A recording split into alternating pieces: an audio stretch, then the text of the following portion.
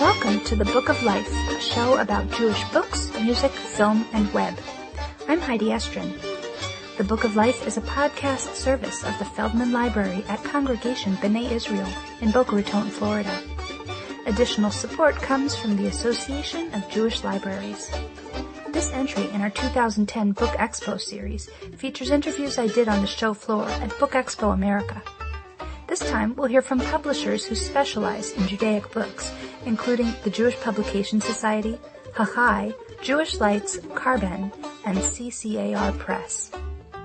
Be sure to let me know what you think of this Book Expo series by posting a comment at bookoflifepodcast.com, leaving a comment on our Facebook page, or calling the comments line at 561-206-2473. Now, back to the expo.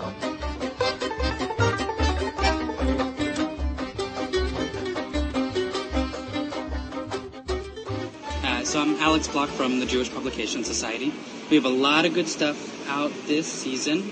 I think one of our biggest titles is a book called The Crown of Aleppo by Chaim Tawil, which is the story of how the oldest known version of the Hebrew Bible was smuggled out of Syria and really kind of survived to become what it is today. So, the JPS Tanakh is based on what's called the Leningrad Codex, which in the 80s was the oldest known version of the Hebrew Bible, and the Aleppo Codex now predates that, I think something like the year 930. And it's really interesting, not just the history involved, but the struggle to make that survive. And also we have a new series that we've been doing for a couple of years called Jewish Choices, Jewish Voices, which are contemporary Jewish ethics. Previously we had volumes on body, power, and money, and we just came out with a volume on sex and intimacy. And forthcoming, we have war and national security and social justice. We've also launched a website at jewishchoices.org, since the books are really meant to have conversation about, these kind of sometimes tough to talk about issues. The website is really meant to be a community forum, to continue the conversation and start new conversations, for, I would say, confirmation age and up, all the way up through adult. I mean, is it okay for Jews to have tattoos? Questions that really all of us could ask. Mm-hmm. So some good stuff. Good stuff. Thank you very much. Yeah. My name's Devorah Rosenfeld. I represent Hachai Publishing. And our newest book, Sarah Finds a Mitzvah, tells the story of a young girl who has to follow clues when she finds a cute little toy and seek to return it to the owner, which is a very cherished Jewish value, that we don't just pass by something of value, we try to find the owner and return. Uh-huh. And it's a cute little adventure. She goes from store to store looking around her neighborhood to try to find the owner. Of course, ultimately, there's a happy ending. The book is written by Rebecca Simhai and illustrated by Michael Weber. Very adorable urban setting with a lot of cross-hatching and ink work, so it's beautiful art, and I think he did a lovely job. One of our newer titles is called The Aleph Bey's Trip on the Aleph Bey's Ship, and it's a toddler's first introduction to the shapes of the Hebrew letters, which a lot of parents are anxious to introduce at a very young age. It's a little adventure. The letters are the characters, but they're clearly drawn, black on white, so the shapes are paramount. The child can learn to identify the shape. Okay, and what do the letters do in their adventures? Well, they all join together to rescue the last letter of the alphabet that goes missing, which is the letter Saf. And then when they're all together, they board the ship and they continue their trip. So it's cute. I see. They look like little sailors. Exactly, little sailor hat. Clear from the way the book's laid out that all this adventure is taking place in a boy's imagination with objects that he has in his own room. The letters are skateboarding and going on unicycles and swing sets and airplanes, and there you see the ship at the end of the book, covered with his little alphabet cards. Cute. Here we address the market that really needs Aleph Bey's vase. There's a lot of Aleph Bet, right, and not an Aleph Bey's vase. So the book can be read both ways. It doesn't disturb. If they're doing Havara Sephardit, the book is still useful. And I noticed with a lot of these books that you've got like waterproof pages. Is there a purpose behind that? Well, I think that the art of the picture book in its purest form, I would not laminate, but parents are really requesting this. They're large families. These books are beloved books. They're read over and over again, and they just love the wiped clean pages so that children don't rip them as quickly, and they can wipe clean. They can read them when they're books are snacking. very sturdy. Extremely the pages sturdy. Are hard to mess up. Exactly. Well, thank you very much. Wonderful talking to you. So my name is Emily Richland, and I am Vice President of Editorial and Production at Jewish Lights Publishing and Skylight Paths Publishing. And some of our new books, one that's very exciting is our lead book in our catalog is a new book by Lawrence Kushner. Lots of aspects of spirituality and mysticism, including congregational life, everything from congregational life to laughter to mysticism and holiness, and just a new perspective on the world in general. And what's the name of the book? The name of the book is I'm God, You're Not.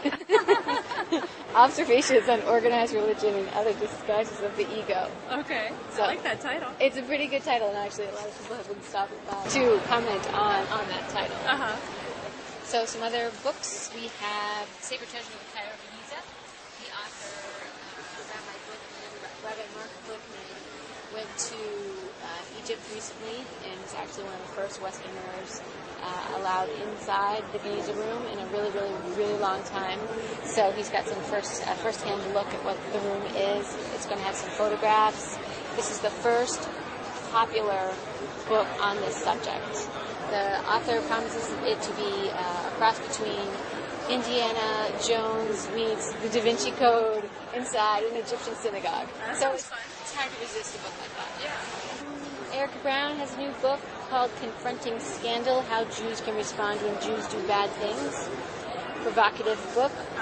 It's looking at, obviously, current events and a look at disgrace and what to do in the future, how to deal with that disgrace. Barry Schrage, 2 decades as a leader of the American Jewish community. His first book that looks at the Jewish community, and it's a call for renewal, looking at old institutions and deciding once and for all they're not working, and offering up ideas for new frameworks that will work. We have a new edition of Perfect Stranger, Religious Etiquette Handbook. That's an essential text for businesses, for synagogues. Most people know that book. The 5th edition is long called for. Any children's books we should know about? No, not for fall, but we have a very exciting one coming out in spring 2011. Durga Bernhardt is doing a book called The World Shabbat. And what she does is she looks at how Shabbat is celebrated around the globe. And it's beautiful. The artwork is beautiful. The settings are beautiful. Everything from Morocco and Turkey to obviously the U.S. and Thailand, Australia. So she really does take you around the globe and all the different foods, and it traces all of Shabbat, starting from beginning to end. I think it starts in Jerusalem. So. That sounds neat. Yeah, that would be a really good one. Okay, thank you very much. Thank you. I'm Joni Sussman. I'm the Carbon publisher, and we've got some wonderful new books for fall.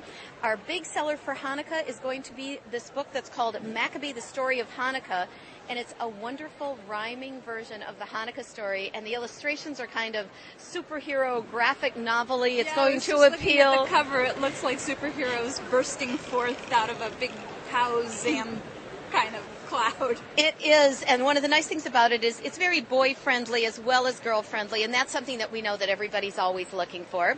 And then we've got a new little Hanukkah board book called Happy Hanukkah Lights that's just the children celebrating Hanukkah with latkes and candles, darling artwork. A more unusual book that we have for fall is called Tashlich at Turtle Rock.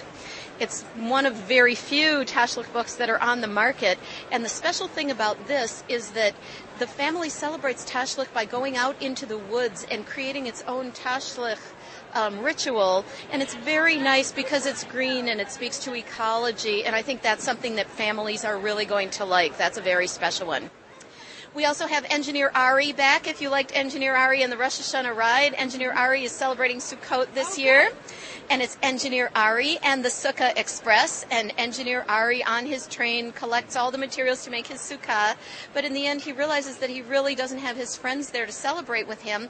And his friends have a unique way to bring him and his sukkah to visit them. So it's a really nice story. And the first Engineer Ari really did very well. It's a lovely book, and it won a Sidney Taylor Award. Another one that's wonderful is Zisha the Strong Man. And this is based on the true story of Zisha of Lodz, who was a strong man, pretty unusual for the Jewish community because most of the Jews were known more for their brains than for their brawn. But Zisha is known for his brawn, and he eventually becomes a strong man in circuses all over the world. So it's a great story, and again, another boy-friendly story, which is really nice, lovely artwork, and again, based on a true story, which we really love to do those. So those are some of the highlights of Carben's fall season. I wanted to ask you about the Fievel's Flying Horses, because I remember hearing on, I think it was on the Tablet podcast, I think it might have even been while it was still called the Next Book podcast, they were talking to somebody who I think had maybe written an adult book or had researched something about the carvers, the Jewish carvers who came to America and needed work and started making merry-go-round horses. So yes. This looks like the same background. Yes, this is the book Fievel's Flying Horses by Heidi Smith Hyde, who also wrote Mendel's Accordion that was a great seller. It's a beautiful immigration story about a guy, Fievel, who comes from Russia. In the old country, he's a wood carver, but when he comes to the United States, he begins to carve carousel horses, and he carves them based on what he remembers of his family. So as he's waiting to save money to have passage for them, he creates a horse for each of them on a carousel, and when they come, they get to meet their horses that he has carved in thinking about them.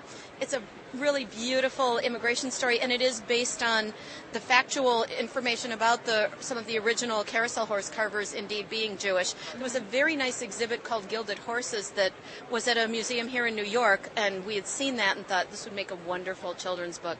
Beautiful illustrations, too. So that was the inspiration? That was the inspiration. I saw a museum exhibit, and we thought this would make a lovely children's picture book. What a neat way to come up with a book. Yes. Cool. And then what's A Tale of Two Satyrs? A Tale of Two Satyrs is a new one that came out this spring, and that is a terrific book that's about a little girl whose parents are getting divorced, and she has to celebrate Passover for the first time in two different homes. And it follows her through a few years of satyrs as she and her parents adapt to a new life. And what the mother keeps telling her is that families are like charoset. They're all different. Some are sticky, some are sweet, but they're all special in their own way, and they're all delicious. And the way this family is going to evolve into its new form is something that's going to work for her and for all of them as well. So, great story. Mindy Avra-Portnoy, the author, is a rabbi who deals with a diverse congregation and has done really a wonderful story that's really about divorce and how children cope in a difficult process. It's a great story. Mm-hmm. I really have to compliment Carben because I think you do a really good job of listening to your readers and trying to fill gaps that haven't been filled, because a divorce story based around Passover has got to be unique. I don't think I've ever heard of one of those before.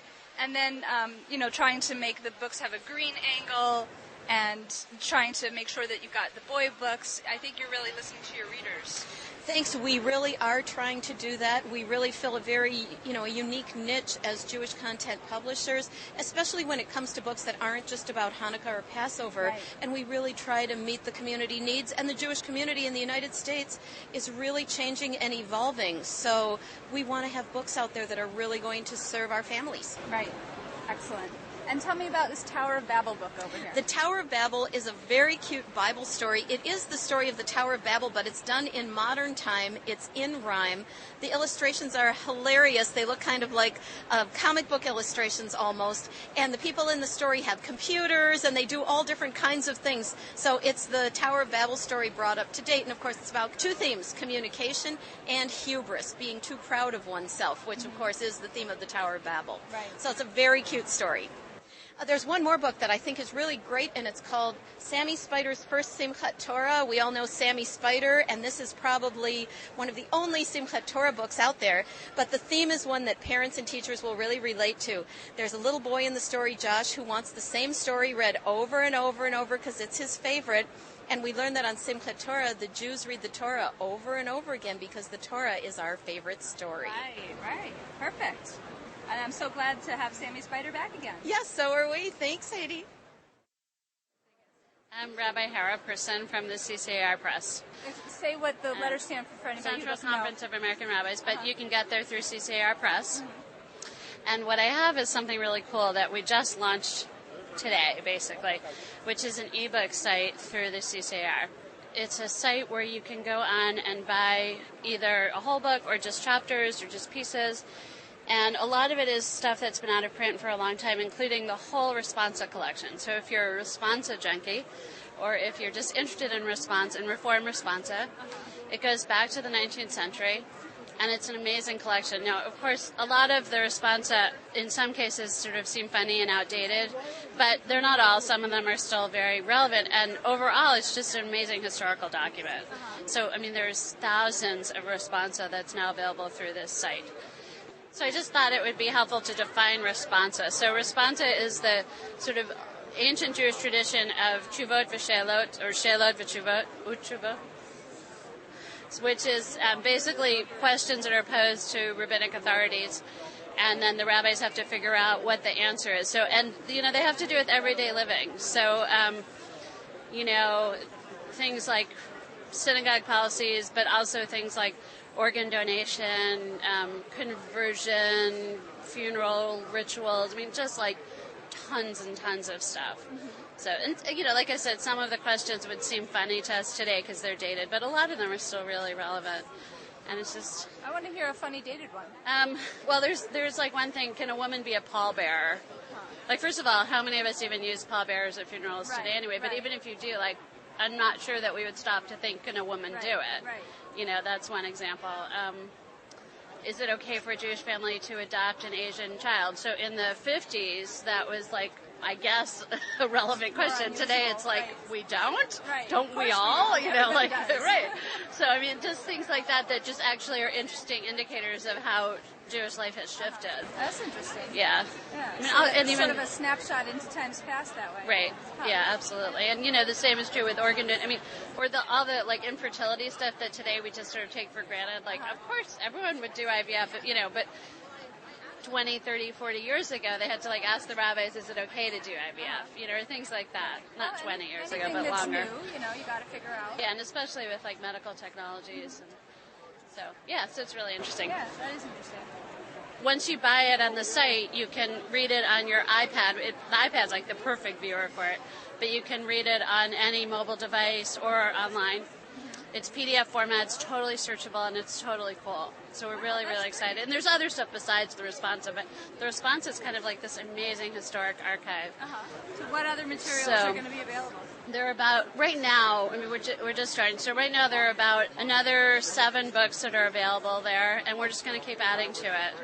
If you want to find a certain piece of liturgy, or you want to find an essay about something and you don't necessarily want the whole book, you could just buy the chapter. And with the Responsa, you can actually get a subscription, and just like an annual subscription that allows you to access it anytime you want any of it for the year.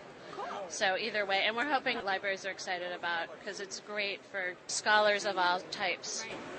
Excellent. So that's our big news. Yay, thanks. So, yeah, thank you.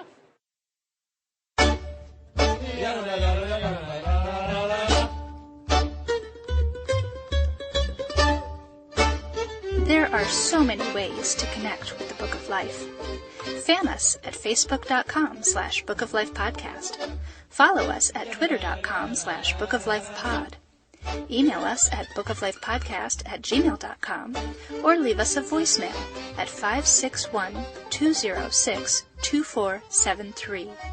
You can also listen to the latest episode by phone at 916-313-3820. And, of course, find links to everything at bookoflifepodcast.com. The Book of Life is a podcast service of the Feldman Library at Congregation B'nai Israel in Boca Raton, Florida, at cbiboca.org, and is supported in part by the Association of Jewish Libraries at jewishlibraries.org. Our background music is provided by the Freilach Makers Klezmer String Band at freilachmakers.com. Thanks for listening, and happy reading.